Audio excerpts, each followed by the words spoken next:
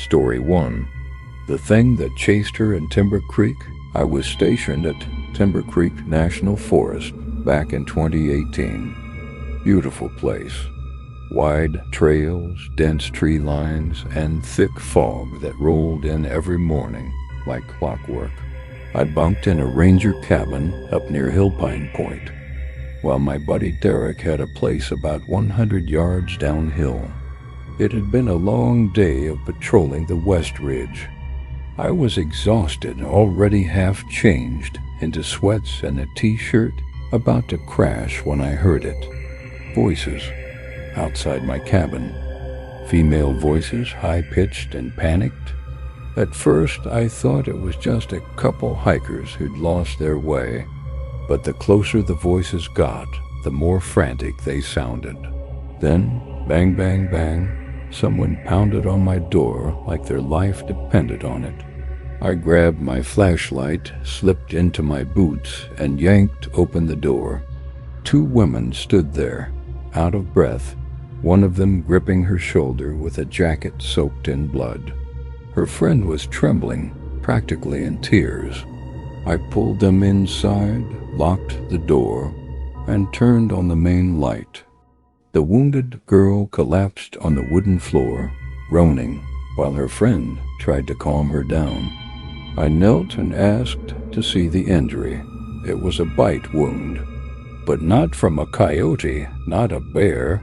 This was something else, wider, more human, but too jagged. When I asked what happened, the uninjured one said something I'll never forget. We were being followed by a man, at least. We think it was a man. They had been hiking along Cedar Loop, heading back toward the parking lot, when they heard someone behind them. A rustling, then heavy breathing. Then, out of nowhere, a completely naked man charged out of the woods and tackled the girl with the jacket. He bit into her shoulder and wouldn't let go. The friend kicked him in the groin, and he finally released her. But then he got up, laughed, and started chasing them again. I radioed Derek and told him to come immediately. He was there within minutes, rifle slung across his chest, eyes wide when he saw the bite. I handed him my first aid kit and told him to stay with the girls. I strapped on my belt, holstered my sidearm through on my ranger coat, and headed outside. The air was dead quiet, colder than it should have been for mid-September. I followed the trail near the cabin, the same one the girls said they'd come through. My flashlight flickered across pine trunks and damp moss. That's when I heard it, a shuffle, quick, erratic, like someone running, but staying low. I swung my light, and for a split second I saw something pale duck behind a tree. I called out, "Stop, Ranger Service." But there was no response. Then I saw him, naked, filthy, crouched behind a tree with a twisted grin on his face. He didn't run toward me. Not yet. He just circled, like a predator sizing up its prey. When I stepped forward, gun at the ready, he bolted, straight at me. The impact knocked the wind out of me. My flashlight flew from my hand. He pinned me down, growling. That's the only word for it. He growled like an animal, eyes wide, pupils huge. I struggled to free my arm, finally got an angle, and fired. He let out this awful gurgled sound and slumped sideways. I shoved him off, grabbed my flashlight, and kept my gun pointed right at him. He was bleeding badly, still breathing, but barely conscious. I radioed dispatch and cuffed him with the backup zip ties I kept on me. I didn't touch the blood, didn't want it on me. Backup arrived 15 minutes later. Paramedics loaded the man onto a stretcher. The woman with the bite was taken to the hospital, needed stitches, a rabies shot, and some serious trauma counseling. The man? He survived. Turned out he was high on a toxic mix of drugs, including PCP and bath salts. No ID, no explanation for why he was naked or why he bit her. He was charged with aggravated assault and attempted homicide. A few weeks later, the girl sent a thank you letter. I keep it in my drawer to this day. Being a ranger isn't just about nature. Sometimes it's about monsters that walk like men, and I hope I never have to face anything like that again. Story 2. The Hollow Man in Echo Valley. Back in 2006, I was stationed at Echo Valley Reserve, a dense patch of wilderness tucked away in northern Oregon. I was part of a small ranger crew, just 4 of us, covering over 200,000 acres of forest, ravines, and caves. One of my co-workers, Mark Jensen, was a quiet guy. Former military, sharp as a tack, but didn't talk much about his past. We did our jobs, shared meals, joked a little. That was about it. But there was one night where everything about him changed. It started on a late October afternoon. The air was crisp, leaves red and gold. Mark had gone out to investigate a trail closure sign that hikers kept ignoring. He radioed in at 3:42 p.m., saying he was near Ridgewell Gulch, then ... nothing. No follow-up, no static, no reply to repeated calls. We waited until 7 p.m., then launched a search. I volunteered to lead it. By then, the forest was covered in early frost, and fog had begun to settle in. We found Mark's TV parked upright beside the trail. No damage. Engine still warm. There were boot prints leading off the trail toward a part of the woods we called the Hollow. Now let me explain. The Hollow wasn't on any public maps. Old-growth trees surrounded it, and deep down in the middle was a crater-like depression filled with mist, even in summer. The locals whispered about it, said the trees didn't grow right down there, said birds wouldn't nest there. I always thought it was just folk superstition. Until that night. We followed the trail of boot prints into the Hollow. Our flashlights flickered, and it felt wrong. The air was too still. The fog moved like it was breathing. Then we found something strange. Mark's radio, not dropped, not broken, but placed neatly on a mossy rock. And beside it, his hat, folded and pressed flat like someone had ironed it.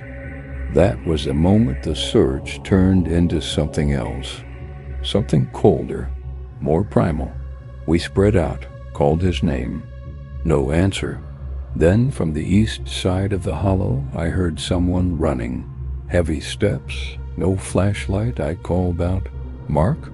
but got no response. Just more footfalls crashing through leaves. I gave chase. Then they stopped. I turned my light to the trees, and I swear to God, I saw someone standing there, just standing. But when I moved toward them, they vanished. No footsteps, no rustling, nothing. 5 minutes later, I found Mark. He was crouched under a tree, shaking like a leaf, staring dead ahead with wide, empty eyes. I approached slowly, speaking his name. No response. When I finally touched his shoulder, he flinched like I'd electrocuted him. We got him back to camp, but he wasn't the same. He kept muttering the same phrase under his breath. He's still down there, still watching. We took him to a hospital the next morning. Doctors said he was in some kind of catatonic shock, trauma-induced, but they couldn't find any wounds.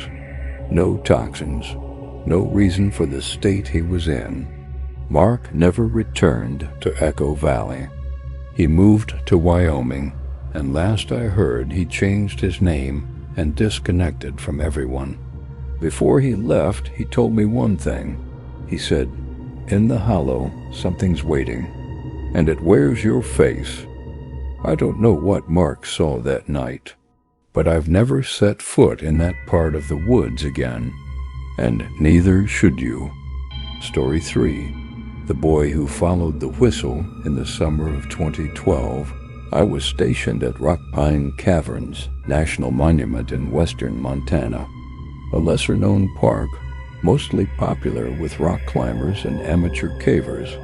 The cave system underneath Shallow Ridge ran for miles, most of it unexplored.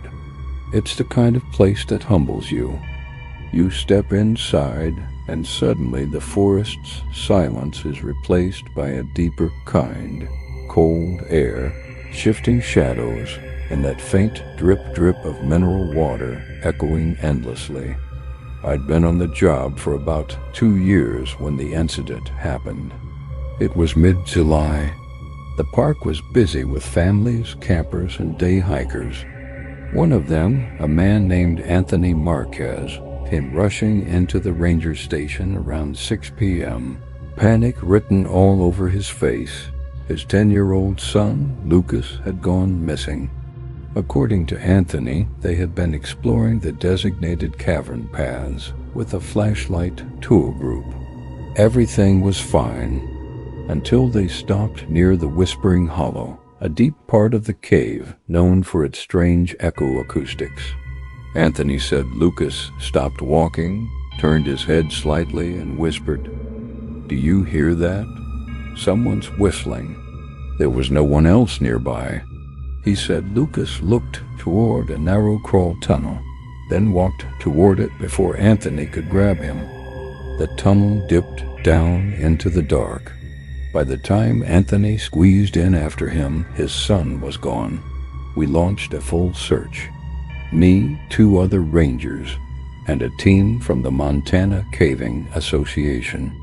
We had radio contact, headlamps, thermal gear, the works. We found Lucas's flashlight about 200 feet down a side shaft. Still on, still glowing. Then we heard it, a whistle. High-pitched, slow, coming from deeper inside the tunnel. Not a bird, not wind. It was the sound of someone deliberately whistling 3 short notes, like a tune. I called out, "Lucas? Ranger Service. Stay where you are." We followed the sound down a sloping shaft. It echoed weirdly, bouncing around like it didn't belong. And then we found more signs, a shoe print in the clay, a scrap of blue flannel, and a small plastic dinosaur toy, one his dad confirmed was his favorite. Then, nothing. The tunnel split in 3, each one narrower than the last. No fresh prints, no more sounds, and the whistling had stopped. We searched until 2 a.m. Had to stop when our oxygen sensors began alerting us to low airflow. We returned in the morning with backup and climbed in deeper, and that's when we found it. One of the rescue cavers, Julie, called us into a pocket chamber about the size of a kitchen pantry.